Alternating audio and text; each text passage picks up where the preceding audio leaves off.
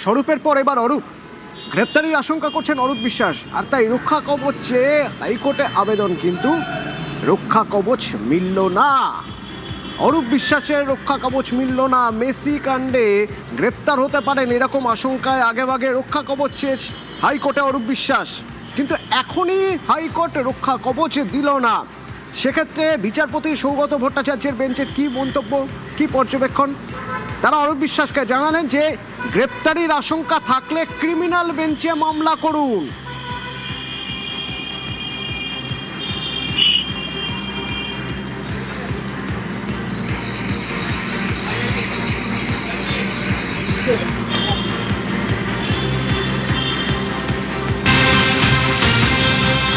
গ্রেপ্তারির আশঙ্কায় অরূপ বিশ্বাস হাইকোর্টে রক্ষা কবচ চেয়েছিলেন, এখনই রক্ষা কবচ পেলেন না। এদিকে দেখা যাচ্ছে তার বাড়িতে কেন্দ্রীয় বাহিনী। স্বরূপের পর এবার তাহলে অরূপের বাড়িতে কেন্দ্রীয় বাহিনী। সান্নিক আছে আমার সঙ্গে।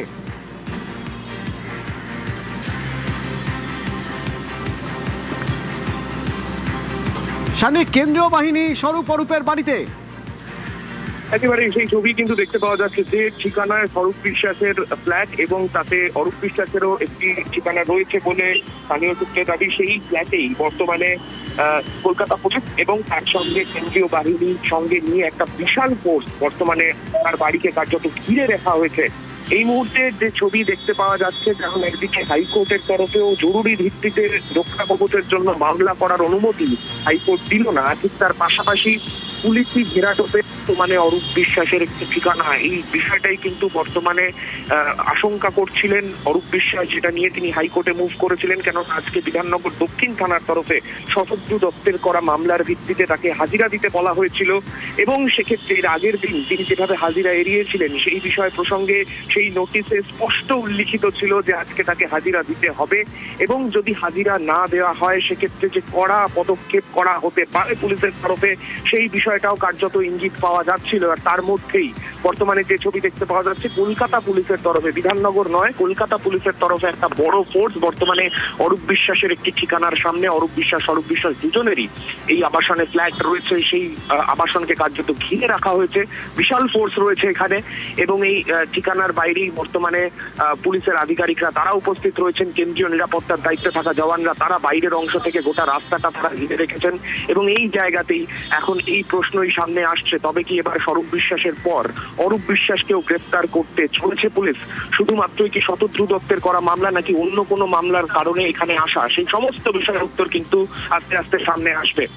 অতনু, সান্নিক, বাড়ির ভিতরে কি অরূপ বিশ্বাস আছেন?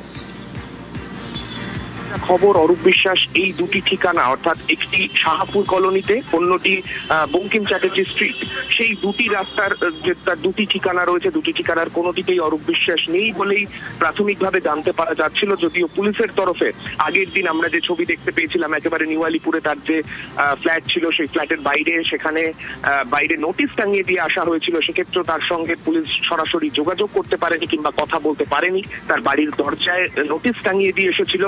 অরূপ বিশ্বাস রয়েছেন কিনা কিংবা না থাকলেও তিনি কোথায় রয়েছেন, এই সমস্ত উত্তর কিন্তু আগামীতে মিলবে। আজকে তো 11টার সময় হাজিরা দেওয়ার কথা ছিল, তার মানে অরূপ বিশ্বাস হাজিরা দিতে গেছেন নাকি? দেখো, সকাল থেকে অরূপ বিশ্বাসের নিউ আলিপুরের যে দুটি ঠিকানা ছিল, সেই দুটি ঠিকানার কোনোটিতেই অরূপ বিশ্বাসের কিন্তু মুভমেন্ট লক্ষ্য করতে পারা যায়নি, অর্থাৎ তিনি বাড়ি থেকে বেরিয়ে হাজিরা দিতে যাচ্ছেন কিংবা সেখানে যাবেন বলে জানাচ্ছেন, এইরকম কোনো ছবি কিন্তু আজকে সামনে আসেনি। সেক্ষেত্রে আজকেও হাজিরা তিনি এড়াতে পারেননি, সেই একটা সম্ভাবনা তৈরি হয়েছিল, এবং তিনি তার আইনজীবী মারফত হাইকোর্টে যখন মুভ করেন, হাইকোর্টে জরুরি ভিত্তিতে মামলার অনুমতি নিয়ে রক্ষা কবচ যাতে তাকে হাইকোর্ট দেয়, সেই আবেদন নিয়ে তিনি হাইকোর্টে তার আইনজীবী পৌঁছেছিল, কিন্তু সেক্ষেত্রেও হাইকোর্টের তরফেও কিন্তু স্পষ্টতই জানিয়ে দেওয়া হয়েছে কোনো রকম ভাবে রক্ষা কবচের জন্য কোনো জরুরি মামলার অনুমতি নয়, সবকিছুই একটা নির্দিষ্ট পদ্ধতি রয়েছে, সেই পদ্ধতি মেনে আসা হোক। এবার এটাই দেখার সেক্ষেত্রে পুলিশ কি ভূমিকা নেয়। ধন্যবাদ সান্নিক।